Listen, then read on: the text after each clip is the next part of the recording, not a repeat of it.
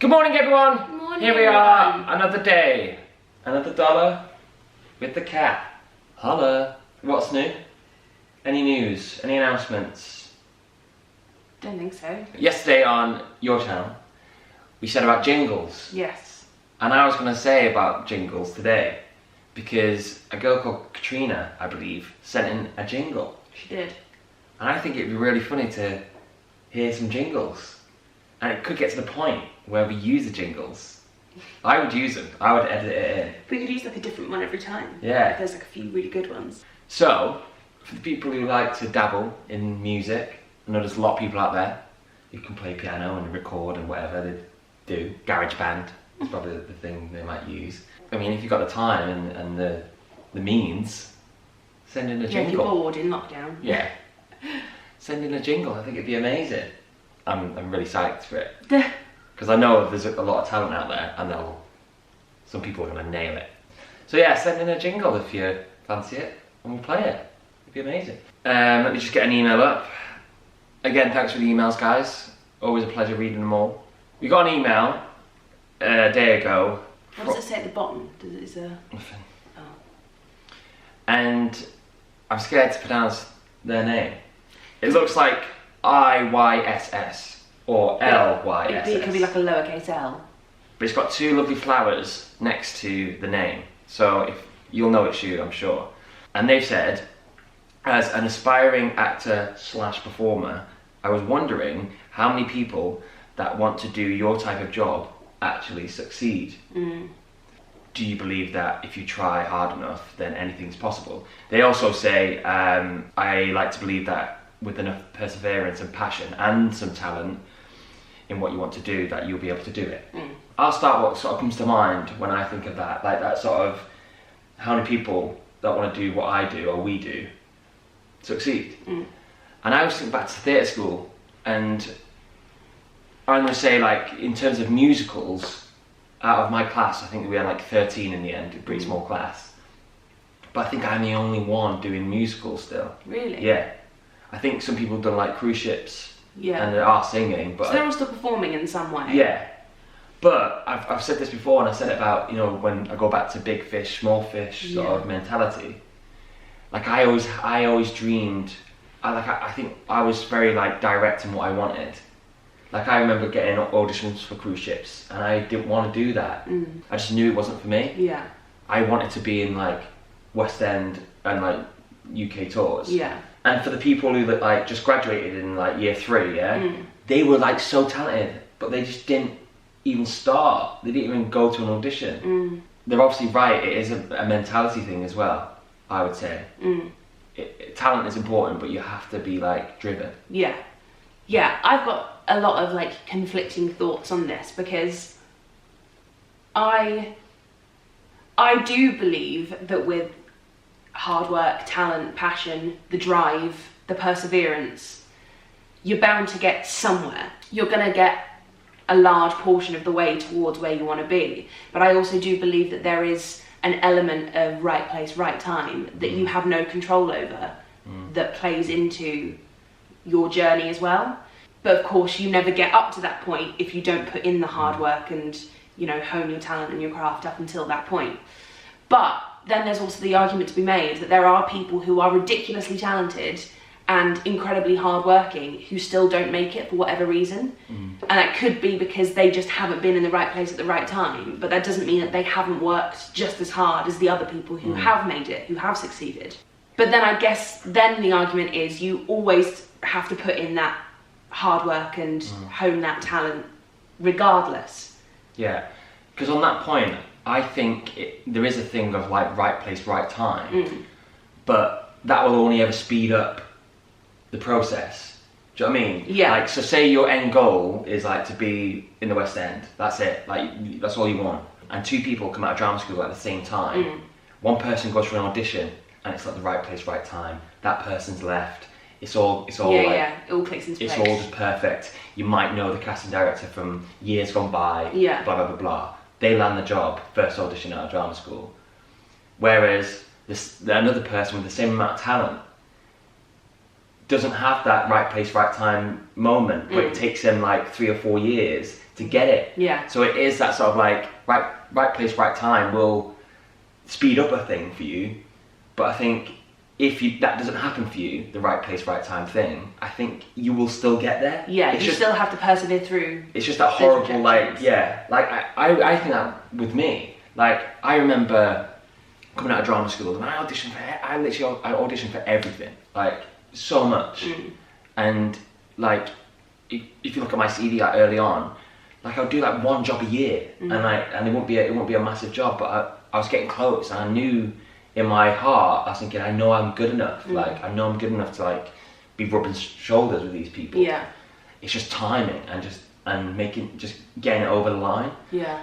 And because I wanted to say to you as well, like an extension of this like topic, did you ever think you were to quit? Like, was there ever a moment you're like, I don't know if I'm right for this? Yeah, I always say that after my first audition as an adult for Mamma Mia, where it was so cutthroat and I felt like it was so like cattle call, and I thought, if this is how dehumanised I'm going to feel, and if it's going to be that harsh a rejection every time, I don't know if I'm like emotionally and mentally stable enough to handle it. And my agent was like, hang in there, you've got 1 more audition this week, it's for Les Mis, that's like the one that you've always, dreamed of going for, so just, hang in there and see how that goes and then make a decision. Of course, I then got Les Mis. But I'm just trying to like picture it in my head about like what I mean regarding, like, say you've got 2 people and like this is, say we're having like the foresight to see where their right place, right time moment is going to be when they walk into an audition and they look the part, they sing the part, they've learnt all the lines, they're prepared, they've done all the hard, like, say that's here. This is the right place, right time for 2 people. We've got the foresight to see when that moment is in their timeline. But the thing is, you're only ever going to reach that point if you put in the talent and the hard work. So you've got 2 people who have left drama school, or 2 people that are going through drama school, and one of them's turning up to every class having done all of the work and all of the preparation, and is like putting in like 150%, 200% every time they go in, like doing all the work, and this person's like laying in every day, like hasn't really bothered to put in the work, and don't get there. They won't reach that right place, right time, because you have to like almost like meet fate halfway. Like, you've got to put in the hard work before the universe comes into play and goes, all right, she's serious. Yeah, definitely. I agree. I just think with this business though, like, people have like their right place, right times quicker. Because I can't say that I didn't work like my butt off for so long. Yeah. I put everything in for those like 2 or 3 years until I did like land the West End job. Like, my first like big job was like 3 years out of drama school. But like, I had like friends who like went to Guildford and stuff, and they came out and just like go straight into, or like Arts Ed, for example. People come out of Arts Ed and go straight into Les Mis because they went to Arts Ed. Yeah. Well, we had 3 Arts Ed students graduate whilst in Heathers. Which is not a bad thing, by the way, but that's the sort of thing you're against when you're going into like smaller drama school. Yeah. You've got to like work extra hard to get even in the room and to have that right place, right time sort of moment. Yeah, just to clarify, it's because there are some casting directors and some producers who go to specific drama schools and don't really look anywhere else, so they'll only audition people from like GSA, Arts Ed and Mountain View, say. Yeah. So it makes it's not impossible, but it makes it harder to get in the room when you haven't been to drama schools. Or to be like taken seriously. Yeah.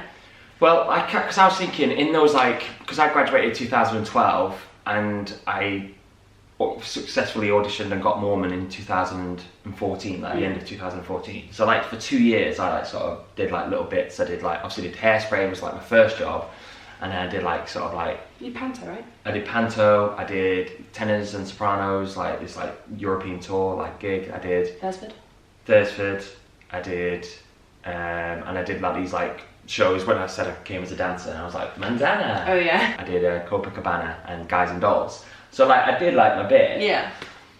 But in that time, it's like so hard.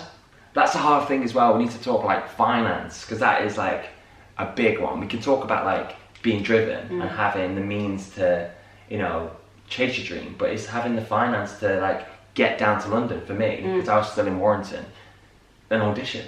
And it's also about the time as well. Yeah. So to have like a job on the side, like working in a bar or as a receptionist or teaching or, you know, that kind of thing, doing that job and the amount of time that takes up. Yeah. But you're doing that job solely to fund doing your like main passion and going to auditions and getting down to London. But then because you've taken on that job, your time is then limited to get down to London and do those auditions. So it's like a massive, like such a juggling act. And those jobs as well, like I've had them where you're like, I need Friday off.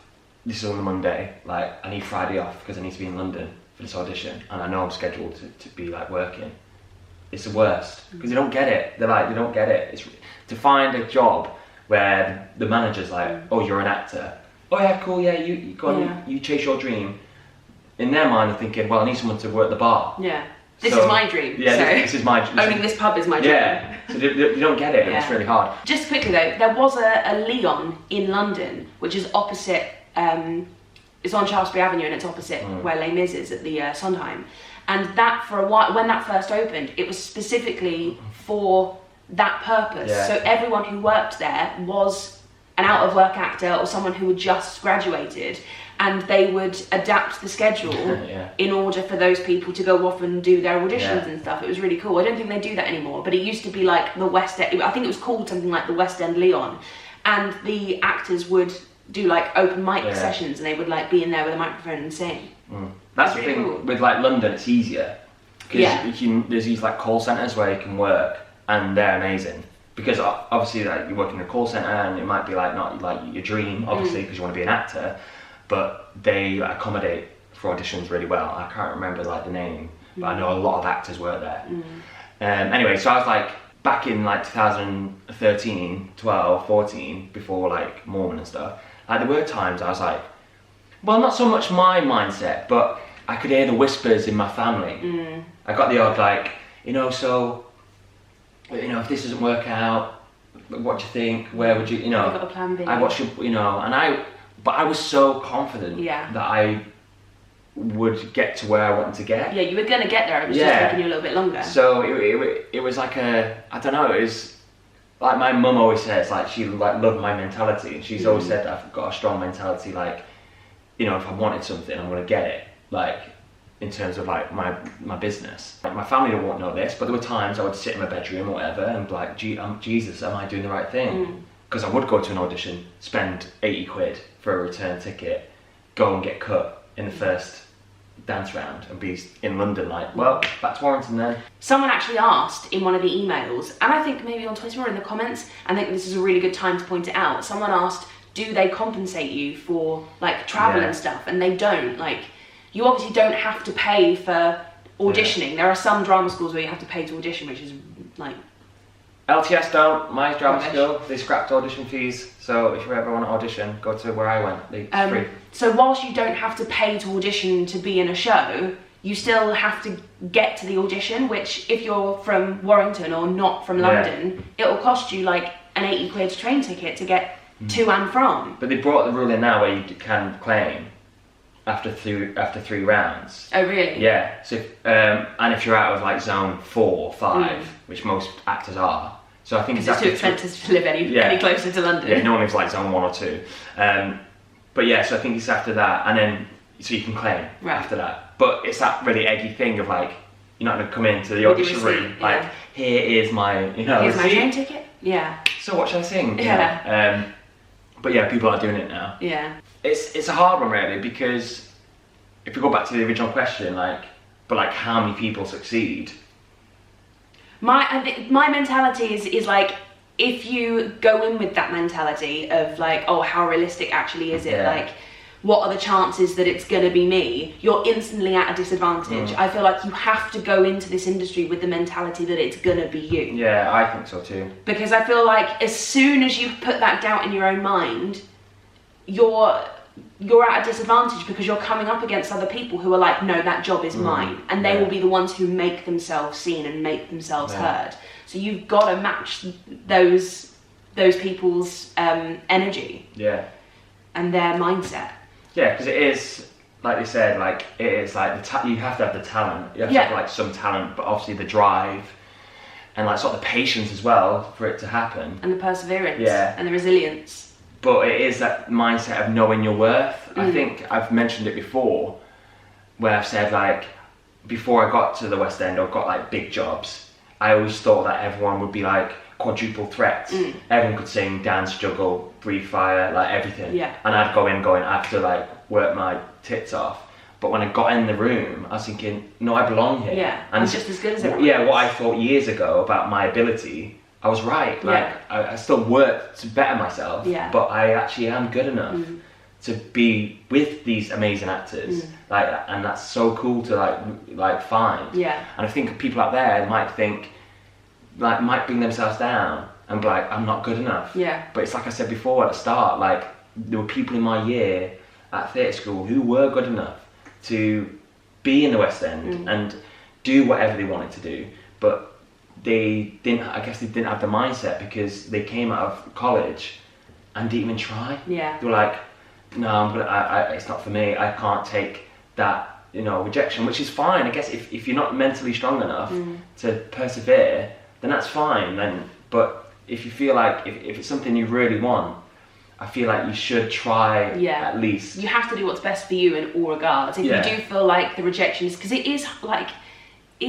a hard industry to be part of, and if you decide that it's not for you because you just cannot handle that heartache, which I completely understand, then you need to step back from it. You have to do what's right for you. But at the same time, if you think that you're never going to be happy until you find some kind of success in this industry, then you just have to go for it. You have to do it. Yeah, I think so too.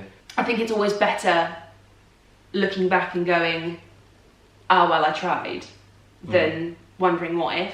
Yeah, I think I remember thinking that, like, back when I graduated and wasn't working as much as I would want to be working. Like I could see all of my friends doing like Les Mis in town or whatever, and I'm like, oh my god, I'm sat like, in my bedroom, not doing what I want to be doing. Yeah. And it's hard because you do think of like quitting, but like you said, I did have that thought of like, no, because if I quit and throw in the towel, I'll always think like what could have been. Yeah. And that's like probably like the worst way to live, isn't it? Really? Yeah. If you've got that big regret. I'd much rather try and fail than never try. Yeah. Yeah, I think that's it. I think we've pretty much nailed it. Nah.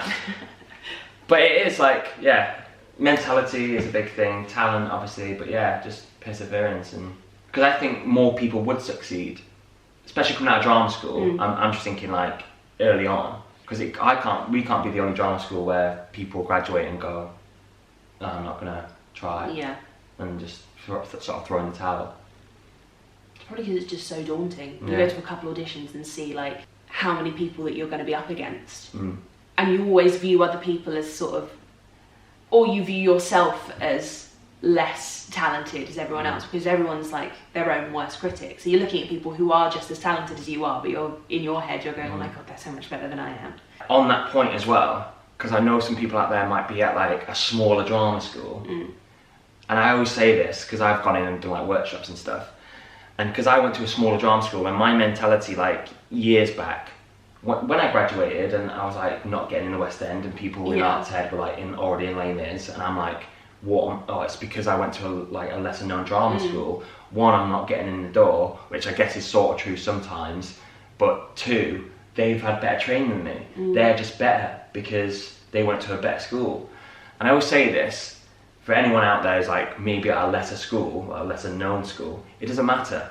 You get out what you put in. Yeah. I always say that, like I could go to RADA, I could go to like the top schools in the world, and if I'm not bothered, you don't put in the work. I could have the best teachers, and it's like any sort of education. So as long as you just work your butt off and like try to learn and just be a sponge and take in everything, you'll be more than good enough to like, compete with the better school like students. But that's that really. There we go. Do you feel inspired? I do feel inspired. I feel really inspired. Do you feel inspired, Edgar?